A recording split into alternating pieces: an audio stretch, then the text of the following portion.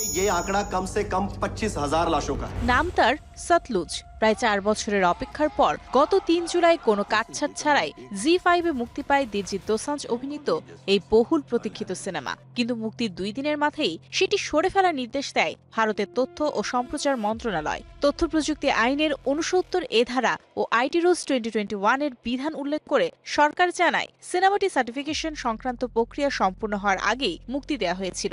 এরপরই ভারত থেকে সিনেমাটি সরিয়ে নেয় জি5। पर संडे शाम ਨੂੰ ਹੀ ਹੋ ਜੂਗੀ ਇਹਦਾ ਕੋਈ আইডিয়া ਨਹੀਂ ਸੀ।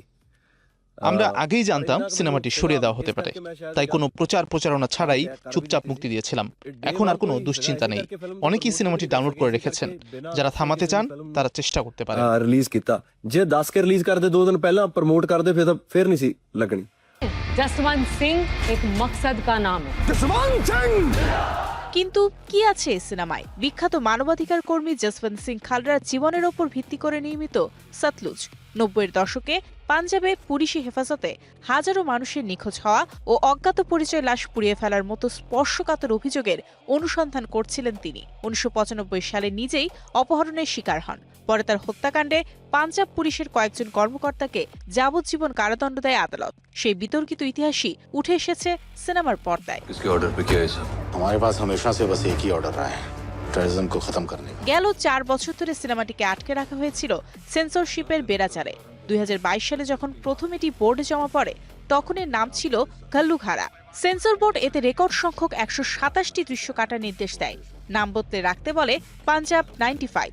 নির্মাতারা কাটের বিরুদ্ধে আদালতের দ্বারস্থ হয়েও থিয়েটার রিলিজের অনুমতি পাননি। শেষমেশ আইনি ফাঁক গলে কোনো কাটছাট ছাড়াই সতলুজ নামে ওটিটিতে ডিজিটাল রিলিজের শেষ জুয়া খেলেছিলেন পরিচালক হানি ত্রেহান, কিন্তু শেষ রক্ষা হলো না।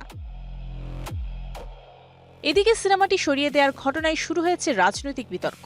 শিরোমণি আকালি দল, কংগ্রেস ও আম আদমি পার্টির মতো বিরোধী দলগুলো একে মত প্রকাশের স্বাধীনতার উপর নগ্ন আঘাত বলে আখ্যা দিয়েছে। অন্যদিকে শিখ সম্প্রদায়ের সর্বোচ্চ ধর্মীয় সংগঠন এসজিপিসির দাবি এটি সত্যকে চেপে রাখার রাষ্ট্রীয় চেষ্টা। ভারত সরকার অবশ্য পুরো বিষয়টি খতিয়ে দেখতে ইতিমধ্যে একটি উচ্চ পর্যায়ের আন্তঃবিভাগীয় কমিটি গঠন করেছে। সত্য প্রকাশের এই লড়াই শেষ পর্যন্ত জয় কার হবে? 127টি কাটের ক্ষত নিয়ে সিনেমাটি কি আদৌ কোনোদিন আলোর মুখ দেখবে ভারতে, নাকি ওটিটির ডার্ক ওয়েবে চিরতরে আটকা থাকবে জসবন্ত সিং খালরার গল্প? Mario Sen, star entertainment.